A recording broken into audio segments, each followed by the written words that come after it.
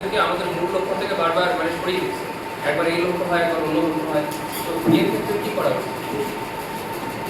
আচ্ছা, অর্জুনের আমরা বলেছিলাম না প্রত্যেক অবস্থা। হ্যাঁ স্যার, আমি ধরে নিন একটা লক্ষ্যে গেলাম, তো ওদিকে যেতে হঠাৎ করে মনে হলো যে লক্ষ্যটা মানে ঠিক পৌঁছতে পারছি না। হ্যাঁ, কারণ অনেক নানা ধরনের বাধা। আপনি প্রথমে একটা কোশ্চেন দিয়েছিলাম, মানে একটা সলভ কিভাবে দিয়েছিলাম, আপনি আপনার লক্ষ্যে পৌঁছতে পারছেন না, পাঁচটা কারণ লিখুন। পাঁচটা কারণ লিখুন আপনি কেন আপনার লক্ষ্যে পৌঁছতে পারছেন না।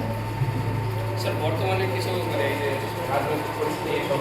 আমি একটা কথা বলি, হ্যাঁ, রাজনীতি সব যুগে ছিল, কোন যুগে ছিল না। আমি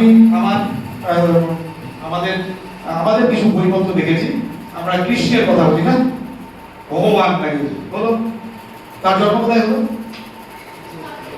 কোথায় জন্ম হলো? কারাগারে। কার সন্তান? রাজার সন্তান, রাজপরিবারের সন্তান। জন্ম কোথায় হচ্ছে? কারাগারে। সেদিনই তাকে মেরে ফেলার কথা আগে থেকে বলা আছে।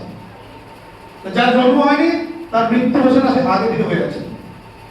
জন্ম হলো সেই রাতেই তিনি বাবা মার কাছ থেকে কাছাড়া হয়েছেন, তাকে অন্য জায়গায় পাঠানো হলো। যেখানে গেলেন সেখানে তাকে সন্তান নিজে করতে হলো।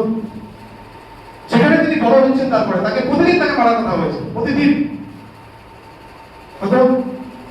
সেখান থেকে তিনি যখন ফিরে আবার চলে গেলেন আরেকটা উদ্দেশ্য নিয়ে মধুরায়। এবার বলুন তো, তার জীবন থেকে কি আপনার জীবনটা এখন কঠিন হয়ে আছে? উনি বললাম দেখুন, আমাদের সামনে প্রচুর আছে নেগেটিভ নিয়ে, যে আমার সামনে এই রাজনীতি, কিসের রাজনীতি? এই সময় কি কেউ কিছু করছে না? এই সময় কি কেউ কিছু করছে না? এই সময় দেখুন, বাংলাদেশে বসে কেউ একজন কিছু ইউপিএসসি প্রস্তুতি দিচ্ছে, সে ইউপিএসসি ক্র্যাক করার চিন্তা করছে।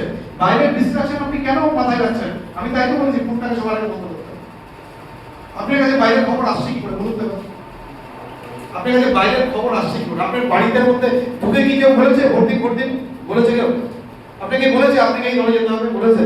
আপনার বাবা মা আপনাকে এখানে পাঠিয়েছে, আপনি একটা নিরাপদ জায়গায় আছেন, পড়াশোনা করছেন, বাবা মার আশ্রয়ে, কলেজের আশ্রয়ে, কেউ কোথাও ডিস্টার্ব করছে না।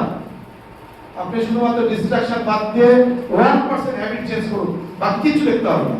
আপনার আজকের কাজ কি? একটা পাতা পড়া, অনলি ওয়ান পেজ।